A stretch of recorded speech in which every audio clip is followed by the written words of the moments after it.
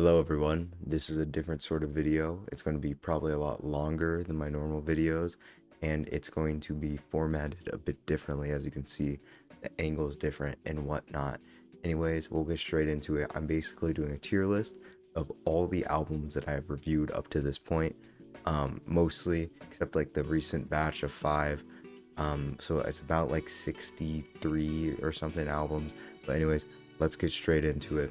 And yeah, the video is also just, a bit unedited, bit longer. So, grab a snack, put me on the background, do whatever the fuck you want.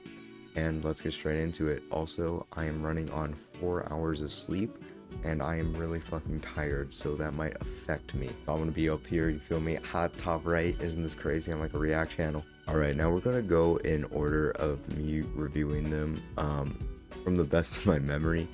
And then we'll probably just start listing them off, you feel me? I'm just going to be ranking them, I'll run my thoughts by you guys, I'll tell you if my current feelings of them are the same, would I rank it the same, would I score it the same, and whatnot. So let's just get straight into it, and we're going to start off with Lovesick Hexology, the Nujabes / 2 compilation album. I actually have like quite a bit of reviews that I did when I made this one, that I unlisted because all of them were super low quality. Not that my videos now are high quality, because they're not. I feel like I could do a lot better if I'm being honest, but it's from that. But I left this one and the Chloe Burbank one up because my opinion stands, and I feel like I was more eloquent, you feel me? My pronunciation was on point for those videos, so I left them up. Hexology, I'm just saying it right now, one of my favorite albums of all time, probably my favorite rap album of all time. I'd put it in S tier easily. It is Chingo's 2's flow and just his rapping style. It's so much more mature and more personal through each single Lovesick part of the Hexology. And what makes the Hexology so great is how literally each song is better than the last one, making Grand Finale the best song in the album, in my opinion. And it's just so human, it's so heartfelt, and I can't help but just love everything about it. Yeah, the mixtapes are on it and everything, the remixes and all that shit. I don't really care. I just look at the original 6 parts of the Hexology, and I think it's perfect. I'd give it a 10 out of 10. Okay, next is Chloe Burbank. Now, Chloe Burbank is an interesting thing because it's a bootleg. It's just kind of collection of Joji stuff during the time. The version of Chloe Burbank I listen to is one of tracks I downloaded myself and put on Spotify for me as a playlist, and that I'd give a 10. I'd give it a 10. I put it in S. But again, it's objective, or my bad. It's subjective, completely subjective. It's a bootleg. Like the version I listen to, completely different than the ones on streaming services. Or not on streaming services, my bad. The ones that are shown on like Album of the Year, RYM. Mine's not similar to them at all. And it's just super nostalgic for me. I still find myself returning to my version and a lot of the tracks from this era of Joji, as I feel like they were very the sad boy, she doesn't fuck with me type shit, but it's also very comforting and unique to Joji's style at the time. Now, I believe my next one was Lift Your Skinny Fists, I Can Tend Us to Heaven. There it is. So Lift Your Skinny Fists, I'd put an A. I think it's a solid A. We'll go back and like rank them in order after we put them in the categories, but for now, Lift Your Skinny Fist is definitely an A. I haven't returned to it nearly as much as some of the albums on here, but I find it's amazing. It's so grand and just huge in scale when you listen to it. Did it change my life or my view on music? It changed my view on music a bit, but it didn't change my life like some people do when they listen to music. But I guess that's it's like person to person, right? Depending on what they're going through and whatnot. I enjoy it heavily, but I do still think the final track is not as good as it could be, and it's kind of hard to have like an amazing finale on Lift Your Skinny Fist because your third track is Storm. Like Storm is one of the best songs ever. Okay, Storm is easily the best song in the album, and probably one of, if not the best post-rock song, okay? It's hard to top that. And yeah, I just find the final track is, it's weaker than it needs to be, because I feel like it needs to be super strong, at least as strong as Storm, if not stronger, and it isn't. So I'd give it a 9, and I'd put it in A tier. All right, next, this is the one that got my channel a lot of traction. I owe Deathconsciousness a lot. However, this might come as a surprise to a lot of you. I'm gonna have to throw Deathconsciousness. Whoa. Deathconsciousness. I'm gonna have to put Deathconsciousness in A tier. Why do I put it in A tier? I put it above Lift Your Skinny Fista. Why would I put it in A tier? Here's the thing. I've returned to Deathconsciousness, and I still find it to, I love its atmosphere, you know, it's so dark and dreary, and just muffled, and it just creates this insane noise that it's amazing. However, there are parts on the album and tracks that just do not live up to the other tracks on the album.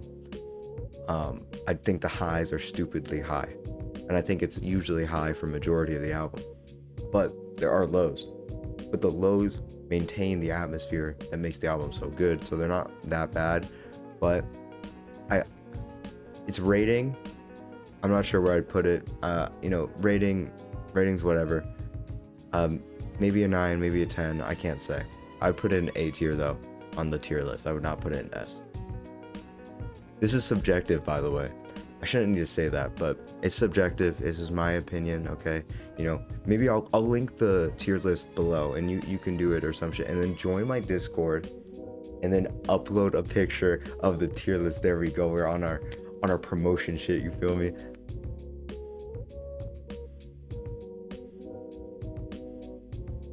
Okay, the next album I think is Long Season. You know, Fishmans. I would just, where is it? Okay, there it is. I would put Long Season in shit. I'd put it in, oh fuck, actually. Alright, enough time has passed. I'd put Long Season in S. I gave Long Season a 9 before. It's probably a 10. I'm gonna be honest. I think as an album, as a single track album, it works so cohesively together. It's insane how well this album works together. The runtime just feels effortless. All the parts, it feels all random and stuff, and then it comes together right at the end for this amazing final moments. You feel like you went on a journey and shit. It's incredible. It's incredible. The shitting part, listen, going to the actual Long Season location has changed my view on the shitting part, okay? There's water. It's water dropping, guys. It's water dropping. I'm very lucky. I'm very fortunate, I feel, to be able to go to the Long Season location. And I highly recommend, if you're ever in Japan, please try to figure that out and go there. It's at Matake Station. Go to Matake Station, cross the bridge, go on your left trail, and just go down there. It's it definitely changed my view on the album a bit, and I'm very fortunate for that. But yeah, I'd give Long Season an A easily. I'd probably, yeah, I'd put it, yeah, okay. We'll work on that later. Okay, now I think the next album I reviewed was The Glow Part 2 by The Microphones. Now here's the thing. The Glow Part 2, it's an album where I don't return to it in its entirety very often. I've listened to a lot of the tracks, again, stuff like My Roots Are Strong and Deep, I Felt Your Shape, of course, you know, The Moon Part 3 or whatever, The Glow Part 2, fuck, dude, oh my god, what's it called? A lot of the tracks, Cold, or I Want to Be Cold, I like that song too. I put it in B. Now the thing is I think a lot of the ambient tracks serve no purpose. I don't feel like they aid to the atmosphere. There's like 4. 2 of the ambient tracks though don't do a whole lot, and then the other 2 kind of continue their previous tracks and lead into the next, which I feel like are really nice. But 2 of them just feel pointless, and also I just don't like the outro. Having listened to Mount Eerie, I think the idea of the outro is super cool, how Mount Eerie starts with that, but for me it's jarring. Takes me out of the album. I think it is cool though how, like, if you're really listening closely, you have headphones on You hear the earlier songs kind of playing faintly. It's almost like memories as Phil dies. But I'm not a fan of the outro. I really am not, and I feel it doesn't ruin the album for me, but it definitely takes me out of it for the outro. So I definitely put The Glow Part 2 in B. So the next album is what was the next album I reviewed? I think it was Twin Fantasy. And if you're wondering, I'm not going to do all of the Seat Headrest albums on here. Just go watch the discography video. If you're curious about my Seat Headrest takes, just go watch that. It's pretty up to date. Only difference with the Seat Headrest discog, I would probably give Monomania a 9. I still think the outro on Monomania is shit. That shit's ass. Phil usually doesn't miss on his long songs, but he missed hella hard on that. Souls though is one of his best songs, and I've really come around to that, so I'd probably give it a 9. Okay, so I can't really tell the difference between which Twin Fantasy this is. I want to say, am I fucking tweaking? Okay.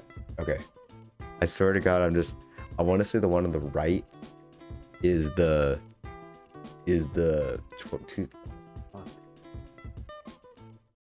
Okay, here's what we're doing. One on the left is 2011. One on the right is 2018. I think is when it came out. 2011 is an A, and I ain't gonna lie, I'm putting it above Lift Your Skinny Fist. Just saying. 2018 is also an A. They're equal. They're both 9s out of 10s.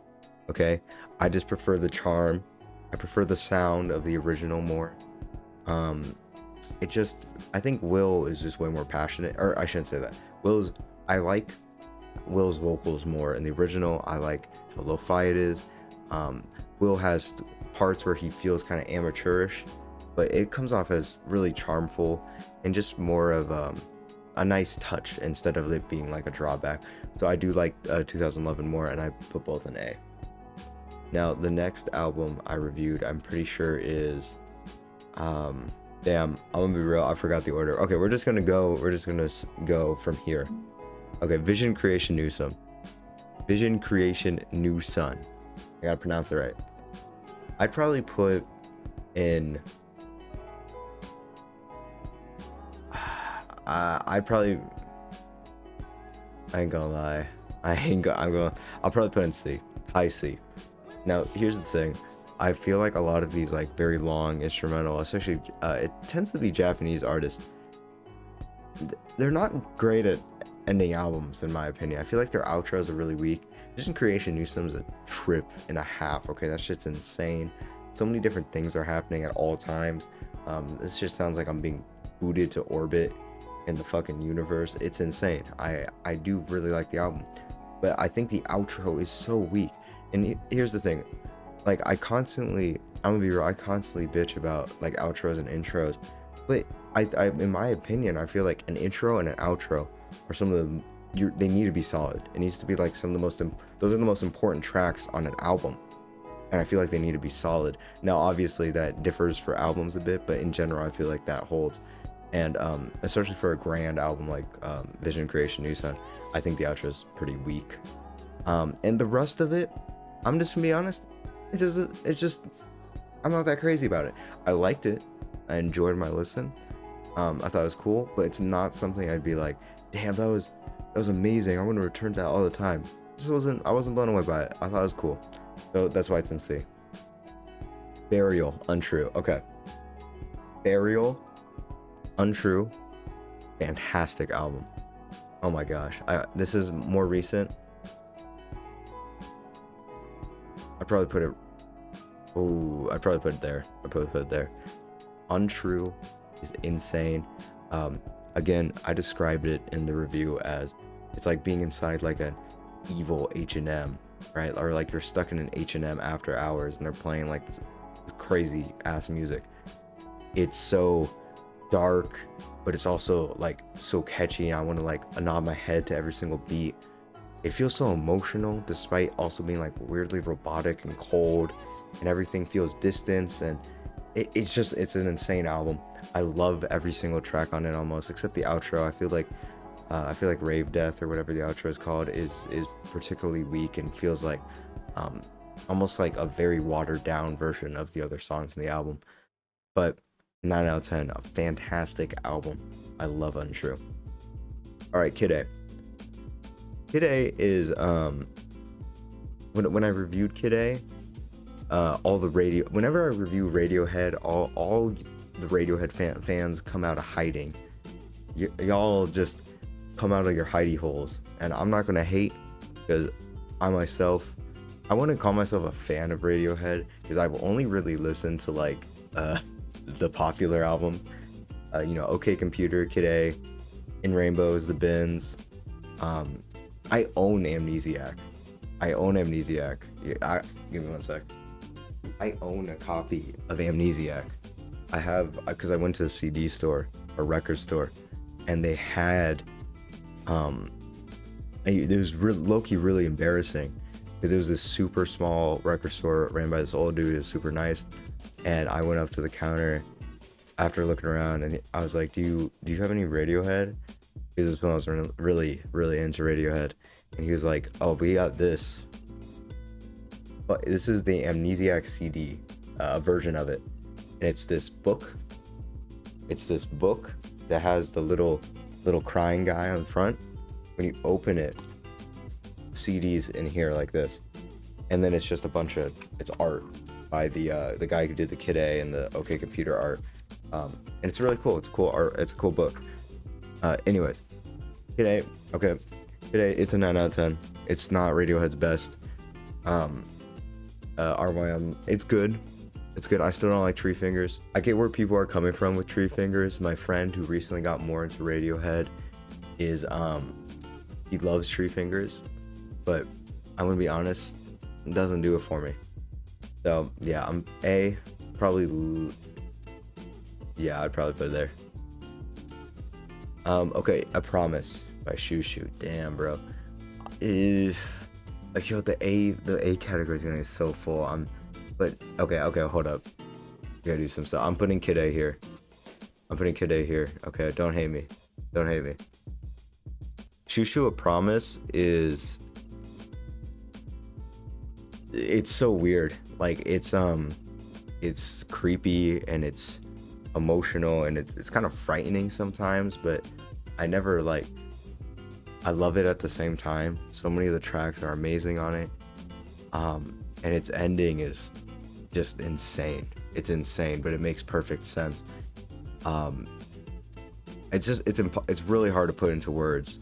A Promise, but I highly recommend everybody listen to it.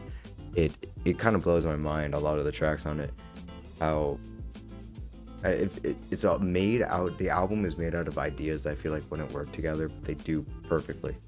And I love A Promise, and it's really, I think about the album a lot. I don't listen to it often, but I do think about it a lot, and just the whole premise and everything.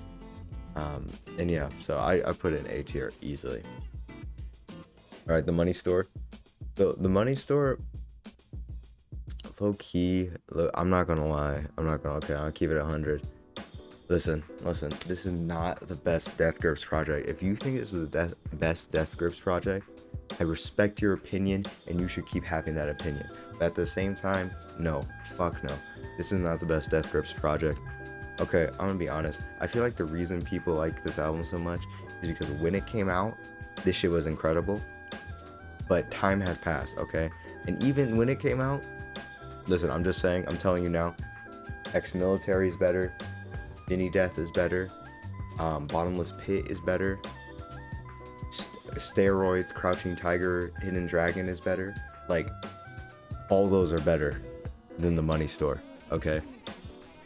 I think The Money Store is very good. It's very interesting. Its takes on kind of just like internet culture and how it's going to affect us, because at the time, you know, this was kind of predating what would actually happen, which they predicted pretty correctly. But some of the songs are just not nearly as crazy and awesome as the rest. And on a Death Grips album, I want to be fucking blown away each song. I want to be like, yo, what the fuck is happening? Every single track. And you know, let's just talk about this. Bottomless Pit does that. Bottomless Pit is insane. I put it in B. I would put it low key. Hey, listen, I'm just saying. Bottomless Pit is that it's insane, it's crazy. Almost every single track. The only thing I don't like is the one where he repeats like Hellfire over and over. That is felt a bit out of place on the album, and it felt a bit boring compared to a lot of the tracks on the album, but I liked it, sort of. Not really, I liked everything else on the album. Bottomless Pit is crazy, it just gets crazier every single track. The outro, one of the best Death Grip songs ever, I ain't gonna lie. I love Bottomless Pit. And I'm just saying now, I'll just say now, if I ever get to the point where I review the powers that be, Ginny Death is a 10. I can't say anything for the rest of the powers that be though, because I haven't listened to it. But Ginny Death is a fucking 10. Alright, White Pony, Deftones. I'm gonna be real. It was cool. It's nu-metal. Is it good nu-metal? Yeah. It was an atmosphere. It was atmosphere and dark. Kind of like lyrics were like, yeah, I'm fucked up. Ha ha ha. But it doesn't really stick with me. Like, I thought it was cool.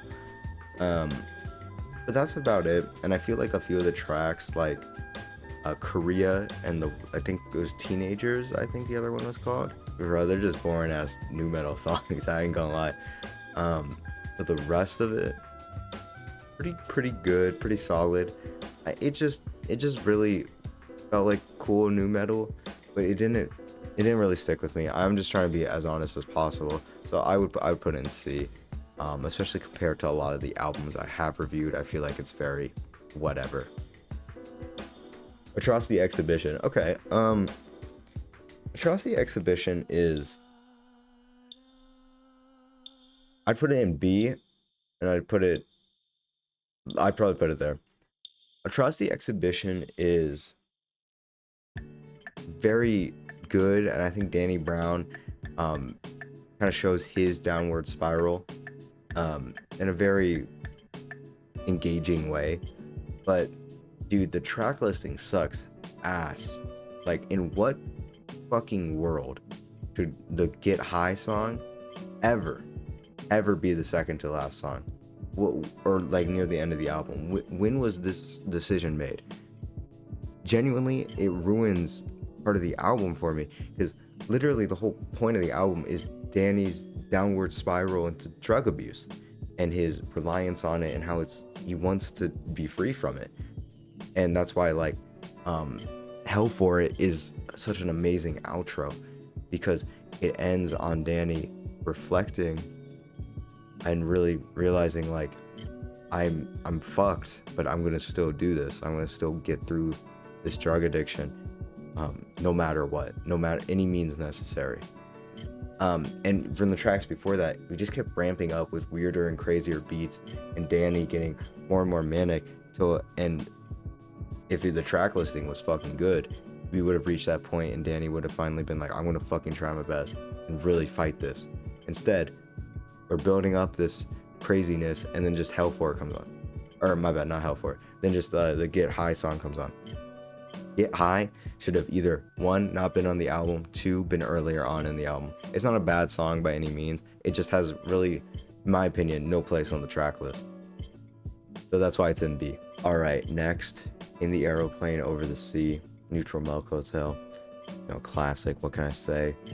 Truth be told, I ain't gonna lie, I was on my nitpicking grind set when I made that review. Yeah, my whole point was this: I didn't like Communist Daughter. I feel like it felt weird, and it was out of place with the track listing and whatnot, or not out of place, but I thought it was just kind of jarring in the track listing. I do redact my statement. I think it's a 10. I think it's a perfect album.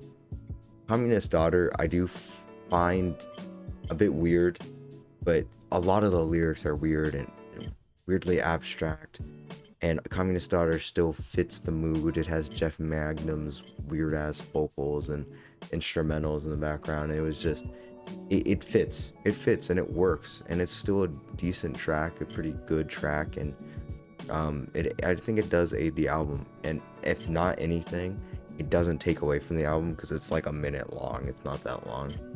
And the rest of the album's fantastic. It's perfect. Yeah, I love it. I'd put it in S easily. Okay, Loveless.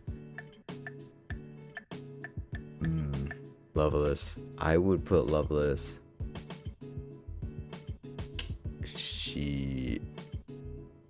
Oh fuck, B. Would I put it in B or put? I would probably put it in B. Nah, wait, you guys are gonna get mad as shit at that. No, it's a fun album though, so fuck. I like it, Loveless though. I put the end A. Okay, Loveless is overrated as shit, and when I said that in the review, I meant it was overrated in the sense that it is not one of the greatest albums of all time. Y'all are fucking crazy for that statement. But it is a good album. That's what I meant. So, Loveless, shoegaze icon. It's the shoegaze album. It's fantastic. It's super enjoyable. It's fun. The lyrics mesh super well. The only problem is Loomer and the one other short track are really weird, feel super out of place, and they don't really add to the album at all. And the best tracks are when I can actually kind of sort of tiny bit hear the vocals.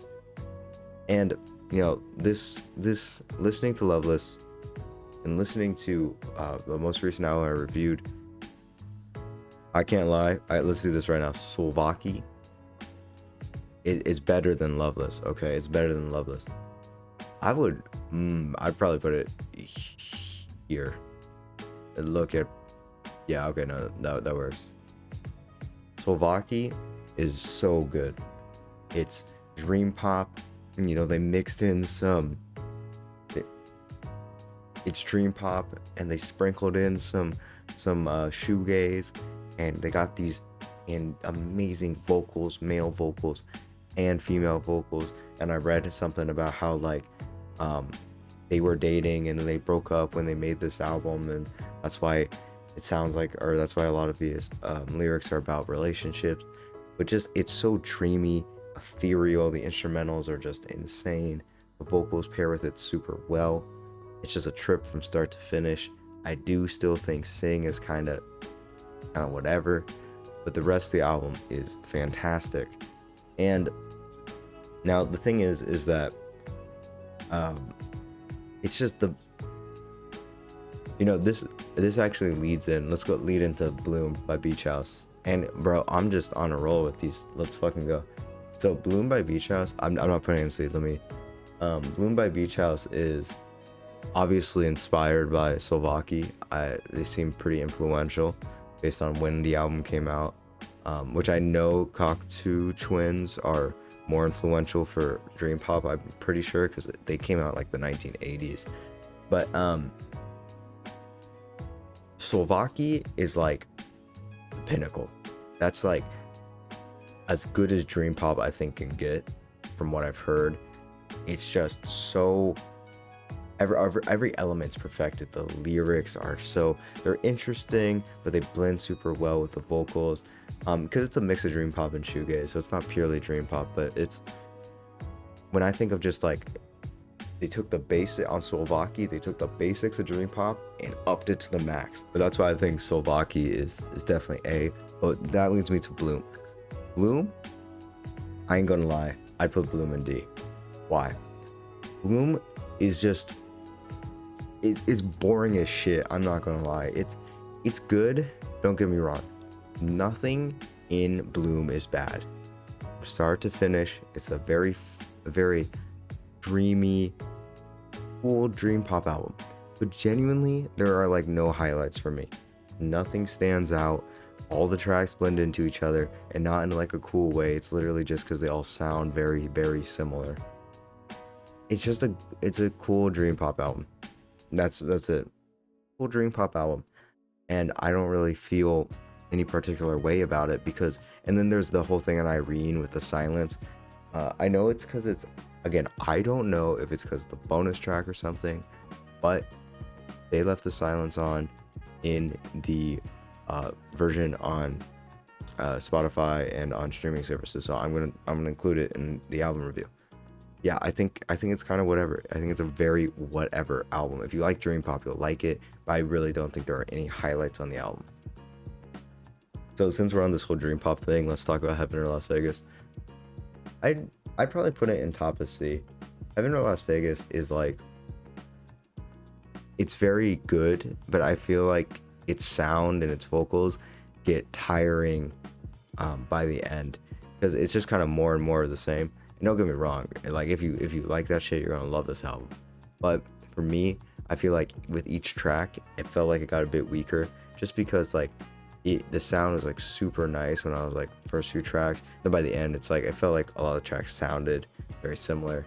And it's a cool dream pop album. You know, you can vibe to it. It's amazing and whatnot. But not for me personally, not that amazing. So I'd put it in C, the high C. All right, can we transition this into anything else? Doesn't look like it, so we'll just keep going. So Race by Alex G. Unironically, love this album. I don't know why I said unironically, like that's a hot take or something. I would probably put Race. Guys, again, this is subjective. I'm sorry. I'd put Race in B, like low B. All the songs are just so easy to like. They're so easy to like. Are a lot of them feel a bit unfinished? Yeah, they do. I won't deny that. But it's such an easy listen. It's 30 minutes. All these songs Alex sounds amazing on. He's just incredibly heartfelt and genuine, and that's what he sounds like through his lyrics. The guitar and the instrumentals work so well. He's experimenting on all these tracks, so it doesn't feel very repetitive, and it's just a really fun, relaxing, cute album, and I really enjoy it. I think from here we can talk about Elliot Smith, because I'm a sucker for Elliot Smith. Okay, if you watch my 2022 top 5, my favorite album last year was Figure 8. I love Elliot Smith so much. I think he has one of the most consistent discographies of all time. He never missed, and I love his version of singer-songwriter. I think he was a genius, and I love his albums. So either or, I put an S easily. Ooh, I'd probably put it here. Either or, best version of Elliot in his more lo-fi stripped back sound, and then Figure 8 is better than EXO. It's his best, more grand Beatles-like sound. Either or, Elliot's so genuine. He's tackling many of the issues he's facing, be it drug abuse or isolation or just kind of handling fame. His guitar work is just amazing. His vocals are so soft and fucking genuine, and god fucking damn, his lyrics, bro. I just love Elliot Smith, that's all. Especially Either Or, I think it's flawless. Almost every track is amazing. I can't say the same with the self-titled low-key gets, y'all fucking overhyped the shit out of it. I'd put it in A, don't get me wrong. Okay, honestly, looking at Loveless, I'd put it in high B. I'd put this probably up there. Yeah, probably up there. The self-titled is fantastic. It's more of Elliot Smith's lo-fi stuff, but definitely way more polished if we're comparing it to like Roman Candle. Easy 9 out of 10. I do still think I've come around to Satellite, but Alphabet Town I don't fuck with. I don't need to hear Elliot Smith with a harmonica ever.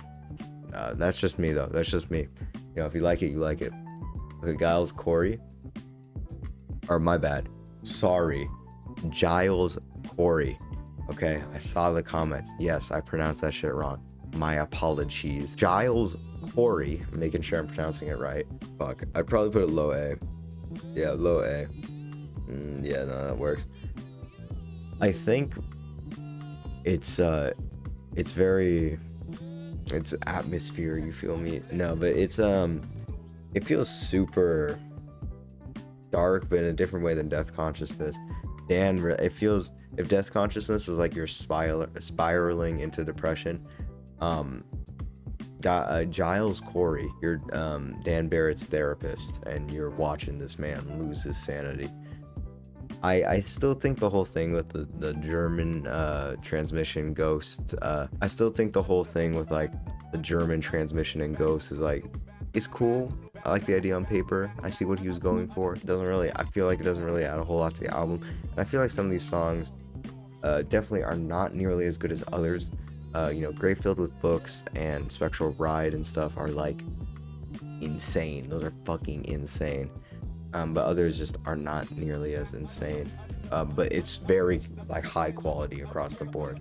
Those are just small nitpicks that I have on the album, so that's why I put it in A. Okay, I'd probably put it here. Peggy. Oh, All My Heroes Are Cornballs. Yeah, that's right. I put the alternate album cover on here. Yeah, I'm gonna keep it 100. I put it like here. I'm not a fan of Peggy, I'm gonna be honest. I like his album. I listen to Veteran. I like Veteran, but I'm definitely a bigger fan of Devon Hendrix. I like his past work much more than anything he's really put out under the JPEGMAFIA name. Maybe I need to listen to more of it, and I do plan a Scaring the Hose review is coming in the future. But All My Heroes Are Cornball, I just do not fucking like Peggy's lyrics. They get so repetitive, dude. I just find Peggy's lyrics to get very repetitive on like a 40 to an hour long album. I think he's an amazing rapper, and what I mean by that is his flow and his delivery are very engaging, energetic, and just very interesting to listen to. But his lyrical content gets super repetitive on these longer projects he has. I like the beats, but some of the songs and his lyrics just get really repetitive and make the whole album as a whole not as interesting for me as it is for other people, and that's my opinion. So yeah, I'd put it in C. So Riot, yeah, that's an S. It is easily, in my opinion, the best post-rock anything to listen to. It's an EP technically. It's my favorite Godspeed project. It's straight, it's to the point. First track is just a very solid post-rock song from Godspeed, and the second is their classic with the field recording and We Hate the Government and Fuck the Government, and then we play the violins, and then you get hyped as shit, and that's the song. And it's done perfectly, and it's in and out in 30 minutes, and damn, it hits like a fucking brick wall, and then it's just gone, and I fucking love it. I think it's great. I think it's Godspeed at its most concise, and if you want to get into post-rock, listen to Slow Riot for New Zero Canada. It is the best gateway drug into post-rock. Since we're talking about Godspeed, let's talk about F sharp, A sharp, Infinity. So I have both the vinyl and the CD / streaming services version. Vinyl, A. I think it's fine. I like it more than Lift Your Skinny Fists. I'd probably put it here.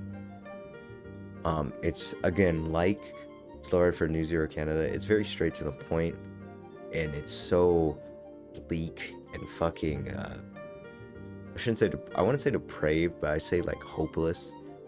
Because Lift Your Skinny Fist, there are moments where it's like, man, humanity might, are we so back or are we so over?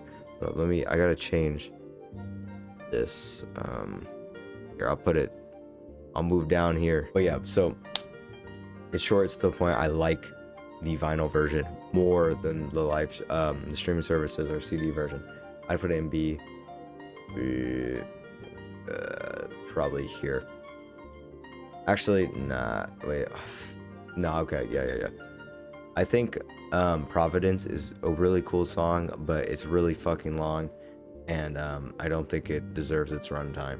And I think the vinyl version is superior and does the ideas of F sharp, A sharp, Infinity in a much more efficient way, and makes it for every minute of music feel much more impactful. And I do like the part on the vinyl version where it's like, what is my purpose? And it's like, that's not on the CD. I enjoy that. I think it adds to just how bleak everything is on that album. All right, let's see.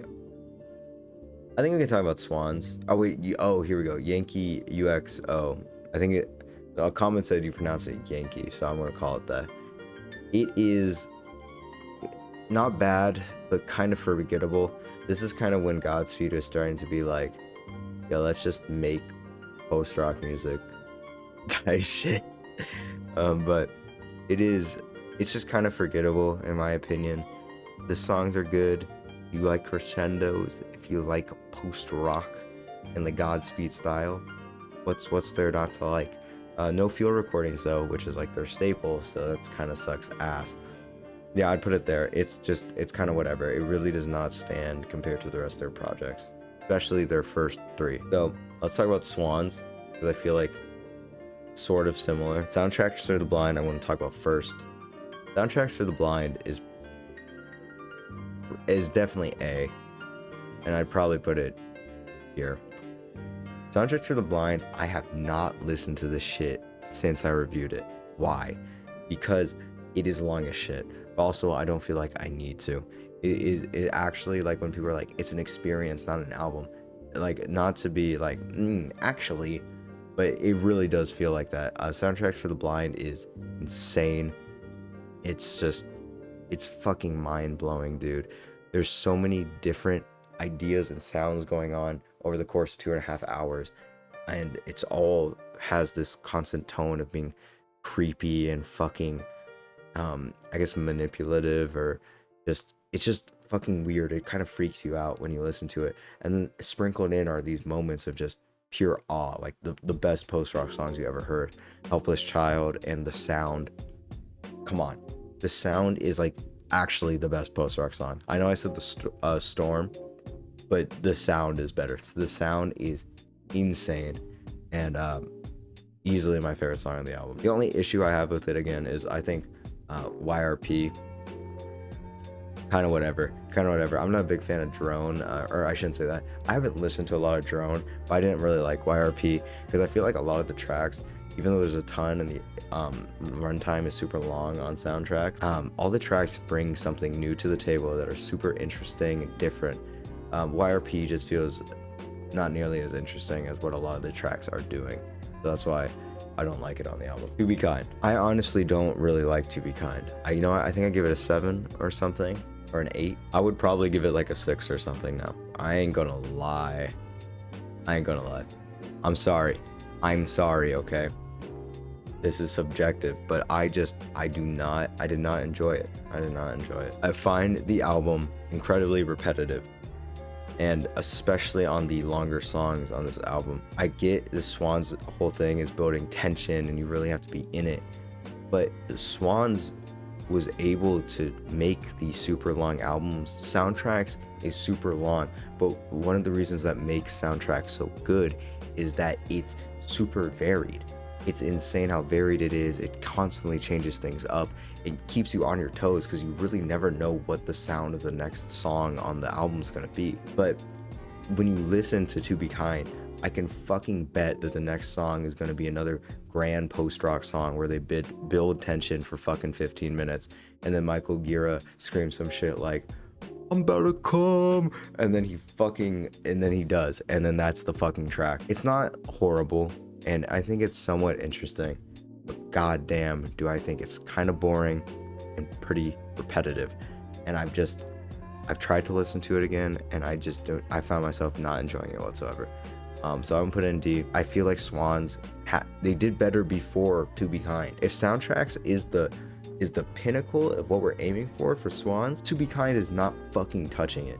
Okay, The Great Annihilator and White Light from the Mouth of Infinity is better than fucking To Be Kind. So that's a pretty hot take.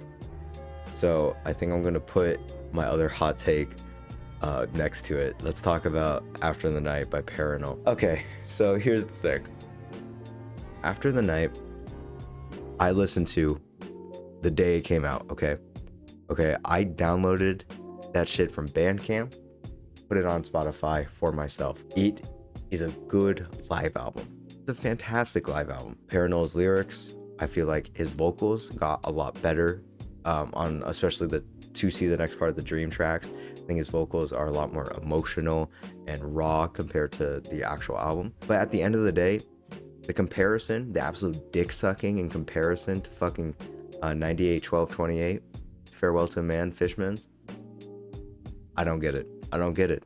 This generation's fuck that. I'm gonna be real. It's not on the same level. Fishmans was taking shit from their entire like 7 album long discography that ranged in tons of different genres. You had dub, you had more of this like dub rock, you had ambient pop, you had dream pop, all this different shit. And then they redid all these songs to fit the atmosphere that they were aiming for on the live show. They literally fucking remade these songs to fit a single sort of theme for the live show. Parannoul's not doing that shit at all. He's just playing the songs. Okay? Like, are they good? Yeah, but it's a live show. That's the thing with a lot of live shows, is that they don't reach the status of like an actual album, is because at the end of the day, they're just a live show. That's why a few live shows are held in super high regard, because they take the act of replaying the songs they've already made and change it completely by putting these songs together in a way that makes it feel like a fucking new experience. And Parannoul doesn't, I feel like, do that. Now, obviously, Into the Endless Night, he changed heavily compared to the original. I find it forced.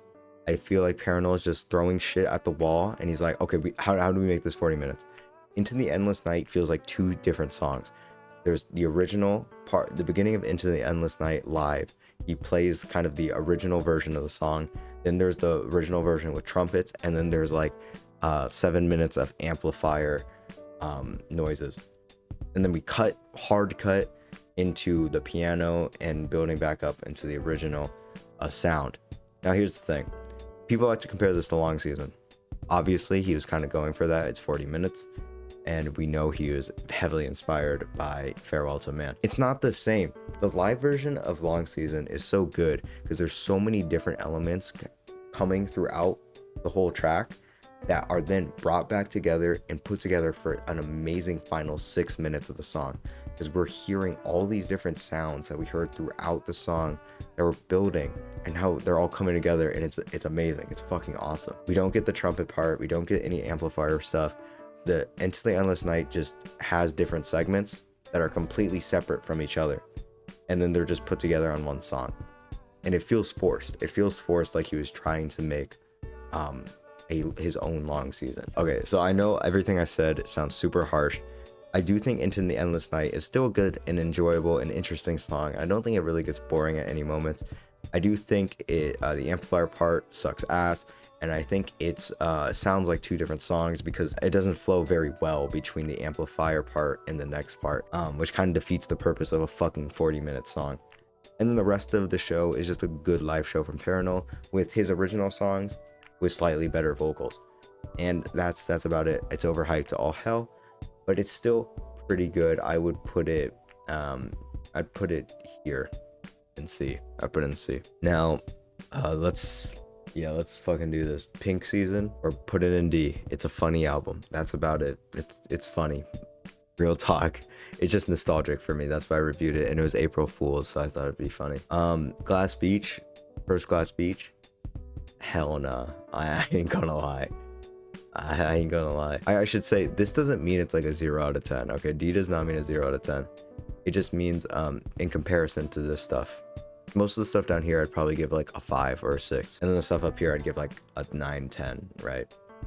So just keep that in mind. It's just like, dude, you have an hour-long album, and the music is not good enough where you deserve more than fucking two interludes. Okay, if you're Frank Ocean and you're making Blonde and you want to do Facebook Story and the other fucking one where Don't Do Drugs in College, and you want 2-3 interludes, sure, fuck it, you're Frank Ocean, it's Blonde. Dude, oh my god, the interludes are just so ass on the First Glass Beach, and there's so many of them, and the songs like are pretty good, but a lot of the songs are just kind of whatever, and the consistency is not there. So yeah, I put in D. Okay, Teen Suicide, DC Snuff Film / Waster Stuff. It's a compilation album.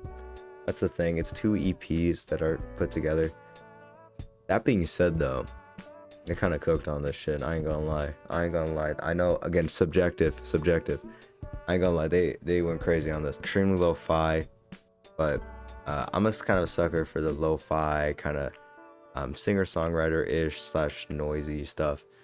It's very good. It's very emotional, very personal, very raw, and I love it. I really like it. Okay, here we go. Let's talk about Farewell to Man, since I've already talked about Long Season. Here's all I'm gonna say. Long Season live, better song than normal Long Season. It is a better song than normal Long Season. Farewell to a Man is not a better album. Okay, it's a 9 out of 10 for me. It's a 9 out of 10 for me, Chief. Long Season is just the best song on the album. Okay, that's not up for debate. Some of the other songs, the consistency, it's not perfect. And I think the live version of Walking the Rhythm, bro, oh my god.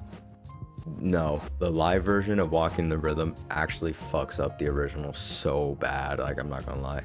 I love Yushi Nippon Setagaya. It's my favorite Fishmans album. I own it on CD. And Walking the Rhythm is probably my favorite song from that album. I think it's fantastic. And the live version of this just kills the original. And I get part of it is they're trying to change it up for the live show. But really, it's just, if you've heard the original, I really think it's just not, fuck nah. But the rest of the album is really good. So I'd probably put it in A. I'd probably put it there. Nah, that's kind of crazy. I'd probably put it here. Okay, Kyle Reed's album.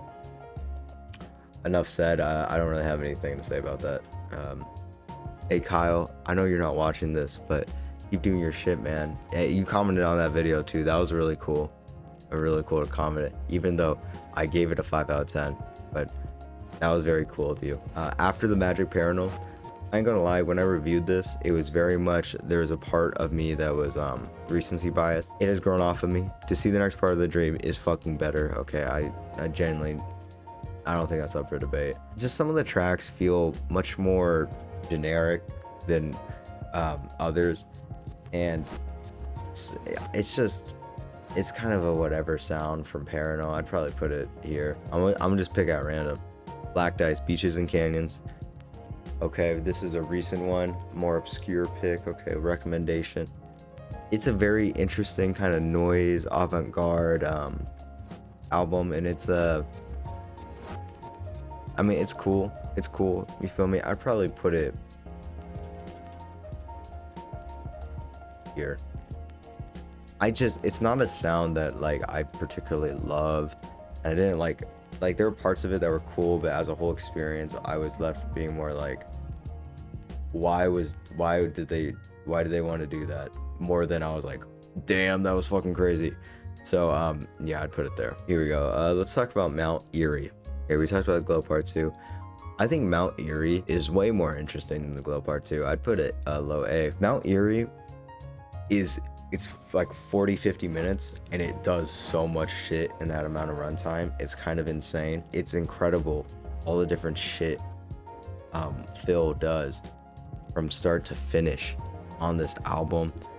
And I love the journey Phil goes on in it. And I said it in the album review, there's not particularly anything I dislike about Mount Eerie, but at the same time, there's not really a part I can say like I love like, oh, I love this. It's just so interesting to me. Mount Eerie is just like, it's like watching like a really artsy film and you like have no idea what the fuck is happening, but you're like, I love that. Or it's like most people watching Evangelion, even though they don't know what the fuck is happening, they're like, that was fire. But my thoughts on Evangelion are for another time, and I'll just let you know they're not fucking positive. Okay, let's bang some of these up. In Rainbows. Come on now. Come on. Come on. It's In Rainbows. It's In Rainbows. It's just so fire. Radiohead, banger, banger, banger, banger. Okay, right? Every single track is amazing. It's emotional. It's a lot of these tracks feel very personal from Tom York. It's just a great groove, dude. It's just, every song is good, and the outro is fantastic. Videotape is extremely emotional and damn, pretty fucking sad too, and it's just a great album. Is This It by The Strokes. So of all the albums I've reviewed, this and another one that I'll talk about next are by far the ones I've returned to the most. Is This It is timeless. Okay, it is timeless. Okay, the definition of the word timeless, fucking Is This It by The Strokes. All the songs in here are fantastic. Okay, The Strokes were not in the business of making deep cuts. Okay, they wanted to make bangers. They wanted to make fucking hits. And they did that every single track from start to finish. And again, it's not like, I said this in the review, it's not like the most mind-blowing music, okay, right? Like, you're not gonna be like, holy shit, what the fuck? But you're just gonna be like, wow, this is awesome. I love every single track on here. And it's just a super fun time, and I can listen to Is This It all the time in any situation, and I'll have a fucking blast. That being said, Room on Fire is a better album, and you will hear about Room on Fire from me by the end of the year. I can tell you that. But easily, I'd put it in A. It's grown on me so much. And genuinely, I'd probably put it... I just gotta be real with you guys. I'd probably put it here. Honestly, I'd put it there. Honestly, I'd put it there. I love Is This It so much.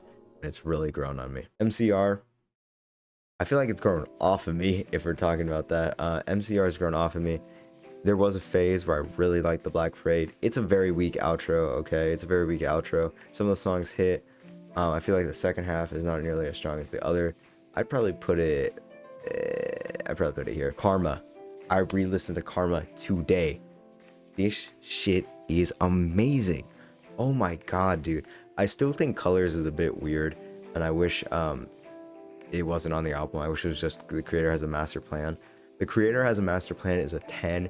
It's such an amazing spiritual journey from Pharoah Sanders, where we were introduced to this idea of the Creator and the chanting and just all the jazz instruments, and then this breakdown of noise, and then we slowly fade back in, and it's just beautiful. I love that album so much. Colors is a good song, but it feels a bit out of place, and if it was one song, this would be a 10, okay? And it would be better than Long Season, okay? Just saying. I'd put it probably high. Oof, fuck, wait. I'd probably put it in S. I'm not gonna lie, I'd probably put it in S. I really think it's like a special, beautiful, calming, and just incredible album. I absolutely love Karma. I love it. Daydream Nation, Sonic Youth. I'm gonna keep it 100. I don't fucking remember this album except Teenage Riot, so I'm gonna fucking put it. We'll put it in. That feels a bit. I genuinely don't remember this album, guys. I'm keeping it 100 with you. I'll put it here. Yeah, sorry. I just feel like I gotta be honest, because I forget shit. I know, surprising. Quebec is a trip, to say the least. I think, here, let's just do this. Quebec, I would put high B, probably here. And then the Mollusk, I would put like right under it. The Mollusk is just straight fun. It's a fun album. It's weird. It's zany. There's also tracks that just go really hard, and there's tracks that are just very emotional and very heartfelt. And then Quebec is much. The tonal whiplash is fucking insane, because there's songs that are fucking heartbreaking, like the outro. There's songs that are kind of weird and creepy. There's songs that are funny as shit, and there's songs that just go hard as fuck. But everything is pretty good on it, all across the board. It just definitely feels a bit unfocused, which I get. Ween is like, they just do whatever the fuck they want. But that's my thoughts. Okay, here. I've reviewed this recently. Answer Up There, I'd put an S tier. I'd probably put it there. And Karma, I would put here. Answer Up There is just fantastic.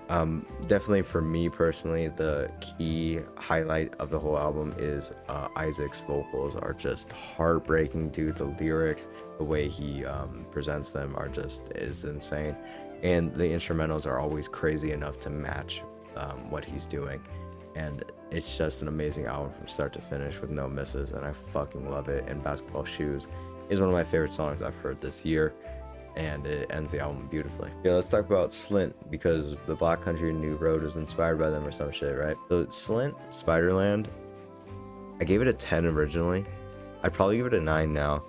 I think it's Washer, or I don't think it's Washer actually. It's the instrumental track between whatever the third to last track is and Good Morning Captain. Good Morning Captain is an insane outro, and it's amazing. and the instrumental just runs a bit too long, and that's my only issue on revisiting. Even though the album is only 33 minutes, it still feels like a bit of a waste of time, and the instrumental runs just a bit too long, in my opinion. So I put it pretty high, A tier, though. It's still a fantastic post-rock album, and the way even though it's like spoken word and shit, it's still super engaging. Guys, I ain't gonna lie, those 4 hours of sleep are kind of fucking kicking in right now. Okay, let's Wise or Yeez or whatever, Yeezy, whatever, the Yeezy album by Joanna Newsom. I'm gonna be honest, when I review albums, I set a baseline for myself where at the very minimum I try to listen to an album at least 3 times before I actually review it, and usually I have at least one of those times I sit down, I do nothing else but listen to the album, preferably with lyrics pulled up, sometimes not though. So for Wise, when I was reviewing it, it was school was kicking my ass. Not that I was doing bad on it, I just had a lot of work. And if you've listened to the album, you know it's a very demanding listening experience album, in my opinion. It's very lyric heavy. There's stories in each of these songs, and the instrumentals are not very strong or like crazy, because they're more there just to kind of aid Joanna Newsom. Because of this, I only listened to the album once before I reviewed it, but dude, I sat there, okay? I felt like I was taking a test. I sat down, I listened to the album, I had the lyrics pulled up, I was really analyzing that shit. I felt like I was annotating a book. But I just really found myself not enjoying the album. I thought her stories were somewhat interesting, but at the same time, I felt like I was fucking reading a book, and even when I wasn't paying attention to the lyrics fully, I didn't find the instrumentals to be interesting enough. And I found her vocals to be, the choruses were always good, but sometimes the vocals were kind of just whatever for me. And I'm not the biggest fan. Also, there's a few comments on the review that were like very helpful, very nice, and gave their perspective on Joanna Newsom, and they're very nice as usual. And I like people disagreeing in the reviews, but bro, some of the Joanna Newsom reviews, they all sounded like the most pseudo intellectual fucking assholes of all time, dude. I get that it's different and like it demands a lot of attention, but it's like, but you actually just sound like the fucking nerd emoji. You sound like you search up shit in the dictionary so you can use bigger words to meet your fucking word count. And that definitely has soured my fucking when I look back on Wise,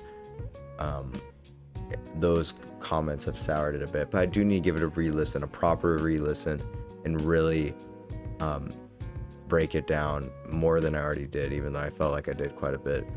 But as of right now, I do not enjoy it. I'd put it dead ass. I'd rather listen to fucking Pink Season, I can't lie. Okay, well, now that we have that out of the way, okay, here, I'm gonna just do random. Ground Zero, I don't fucking remember. I shouldn't say that. I do remember somewhat, but it was also a thing where it was before the channel really picked up and I had like a formula for these videos. I just listened to it one day and made a review. So low-key, right off that review I made, I cannot lie, I put it there. I don't remember. It was a really weird album, and there was a lot of just straight noise, which I never fuck with in general. Okay, if any of you ever fucking request Pulse Demon, I'll probably listen to it, but know what's coming. That's all I'm gonna say. Aethiopes, I found the second half, the instrumentals on the first half were just kind of whatever, and I thought his lyrics were very interesting, but maybe I'm just not like a conscious hip-hop guy, but it wasn't engaging enough for me to be like, wow, this is incredible. And the second half, the beats were like noticeably better than the first, so the consistency was kind of all over the place for me. I'd probably put it here. Yankee Hotel Foxtrot.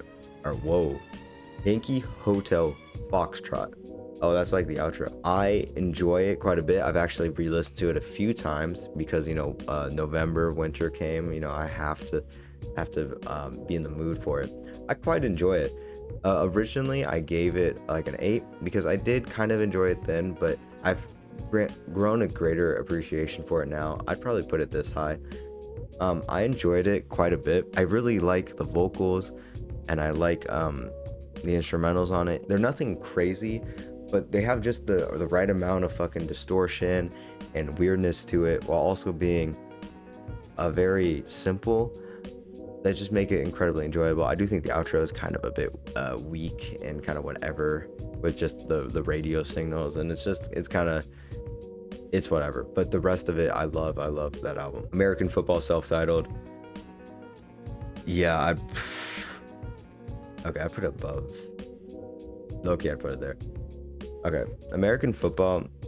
I like Midwest emo. Okay, you'll hear about Midwest emo from me. Okay, I'm gonna talk about Cap and Jazz in my top 5 of the year. It's so whatever. It's very good at setting its tone and sticking to it hella hard. But it's kind of whatever. The lyrics are kind of cringy, and I get that's part of Midwest emo, but it's not delivered in a way where I'm like, I can just look past it. And it just gets kind of repetitive and just feels kind of bland in my opinion.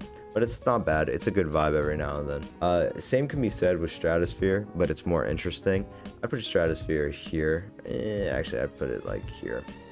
Stratosphere is, by Duster, is very interesting, but very samey and repetitive. And the few times it does break from that, like on Earth Moon Transit, it's insane and it's awesome. But it doesn't do it very often. But it sticks to its dream pop kind of shoegaze mood hard, and it's pretty good though. It's pretty good. Wom Public Strain. I cannot lie. I'd probably put it like here. It's cool. It's cool.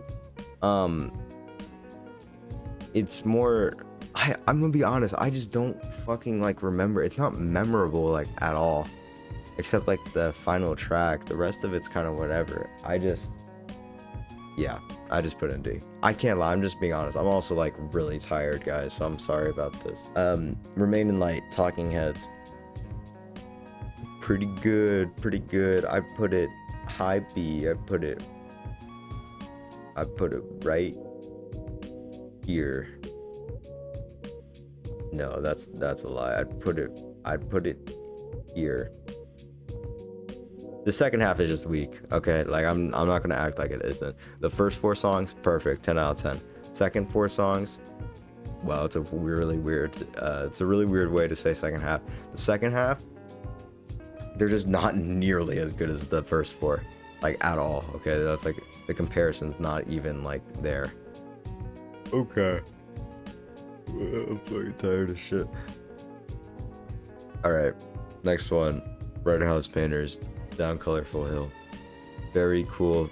Jesus Kill the Pain is cringe as fuck, and some of the lyrics are cringe as fuck, but damn, that slowcore hit different, you feel me? Okay, that atmosphere, damn. But it does do a pretty good job at setting a very melancholic and retrospective mood that I enjoy heavily. So I put it there, but some of the lyrics are very cringy. Speaking of cringy lyrics, I would put Pinkerton right here because I like the beats, I like the instrumentals, and but they're nothing like insane or like super crazy. They're just cool. And then the lyrics are cringy as fuck. So what do you get when you add those together? You get a very mediocre album, in my opinion. Yeah, so I put Pinkerton right there. Flood is pretty good. Put top of B. My only issue with Flood, the first 3 parts of Flood are like flawless. It's incredible what that's able to do. The 4th part though, it does not need to be. It's the longest song of the album. I think, if anything, the first 11 minutes are one part and the second 11 minutes are another. That's very obvious and like how it's structured. The first 11 can be there, but ideally you cut half of the first 11 and you cut half of the second 11 to make a shorter song.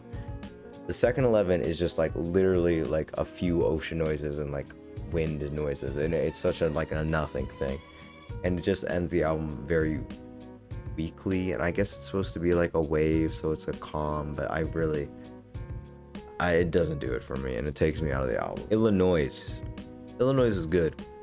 I'd put it in an A tier. Illinois is so varied, but at the same time, everything is very consistently good because Sufjan is the GOAT. And except the last few tracks, I feel like the last few tracks, despite being very long, don't deserve their runtime. They tend to be the more boring songs in the album, and I find in general on Illinois, the longer songs just don't feel like good, like they don't feel like they fit their runtime. And yeah, so I would put it in A, but the rest is fantastic. And even the long songs are not bad, but they have a few flaws. Sigur Rós, that album is cool. It's like, it's a post-rock, but they go for a much more like ethereal, you know, crazy vibe. But I'm not the biggest fan. It gets kind of repetitive in its sound, and yeah, I'm just not the biggest fan. Introducing is cool. I'd probably put it low B. Introducing is cool, but I feel like it's one of those albums where it's more of the story and the charm of like it being the first and stuff that people like more than the music. It's cool how it's sample based and all that, and a lot of the songs are really cool, but I feel like a lot of the longer songs in the album, except Stim/Medley, a lot of the long songs on here just do not deserve their runtime. They're not that interesting, and they hold the rest of the album down, in my opinion. Fleet Foxes Helplessness Blues, I would probably put in C. I genuinely don't remember a lot of it, because I've returned a few songs but not the whole album, so I guess I don't really feel like if I can speak on it, but I just found the second half to be less interesting than the first, but I don't really remember it fully. For Emma, I ain't gonna lie, I listen to For Emma so much. I love it, even if it's a basic album choice. The layering of Bonavire's vocals and just how raw he gets on all these tracks and just how everything ends up, and I just fucking love it. I would easily put it in A. I will organize that in a second. Then the last one, besides Is This It, biggest grower for me, Modest Mouse, The Lonesome Crowded West, I would put in S tier easily. I would probably put it right there. The Lonesome Crowded West, I live on the west coast of America. I've lived on the west coast my entire life. I've lived in different parts of the west coast, both north and south, and this album is very much about the west coast. It's called The Lonesome Crowded West, so that's a given, but I really feel like if you live on the west coast, this should be like required listening. And it's I've just connected to the album a lot through the re-listens I've had of it, and I just find every track I love the vocals, I love the instrumentals of what he's saying. I think I forgot what the lead vocalist is called, but I just find it so interesting and so relatable from start to finish, and it's so joyful at times and then sad at others, and it's able to balance its mood super well. I still find Trucker's Atlas to be a weak track, probably the weakest on the album, and the pull part where it's like supposed to be a road and whatever. Listen, I listened to this album when I was driving for 40 hours across the west coast, okay, and I listened to this album, and I still do not fucking like Trucker's Atlas. I think it's whatever, okay?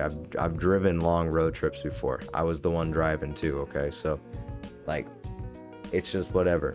It's just whatever to me. I think Trucker's Atlas is cool, and I think it fits the themes, but it's definitely not as strong as the rest of the album. But I still love this album so much.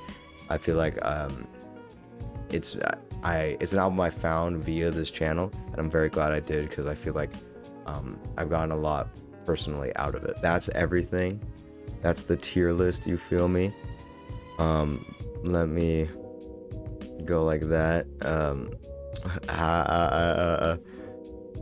Wow, this looks scuffed as shit, but you guys are gonna have to deal with it. I don't give a shit. So that's the tier list. I'll just do some quick changes. That looks good. I would real talk, I'd probably put Mount Erie there. Slovakia, low-key, I was hyping that up too much. I'd put this higher. I put Giles Corey lower. Same with soundtracks. I'd probably put like here. And the rest of it's kind of whatever. It's just kind of whatever. The ranking doesn't matter. So that's my ranking of my all the albums I reviewed, all 60-ish I've reviewed. Yeah, sorry if like it's not the most in-depth, I guess. It's late, I'm tired, and I'm just trying to be real with you guys about my revisiting and stuff of these albums. I know this video is quite different than what I usually do. It's a lot longer, it's a lot less edited, and more, I guess, just real. Or I don't know about real, but it's more I don't know, just more straightforward towards you guys. And if you actually sat down and watched this, or you watched it in the background or whatever, I appreciate that a lot. It means a lot to me, so I thank you if you actually watched all of this, or even if you watched some of it. Thank you so much for watching. I hope you got something out of it. But the 9 Inch Nails Downward Spiral video is going to come soon. Just give me a few days and the review will come out, as well as I'm working on another green screen video with talking about kind of tracking music / like scrobbling. And I'll have a top 5 video coming out probably first, second week of December for the top 5 albums I've listened to this year. And there might be another video coming out too about something else. But I appreciate all who stuck this long. If you actually watched this far, I can't thank you enough. And tell me what you think of these albums in the comments below. I'll post this tier list in the comments, and I'll post the Discord, so feel free to make this tier list, join the Discord and upload yours and talk about it and whatnot. But thank you for watching, and have a good day.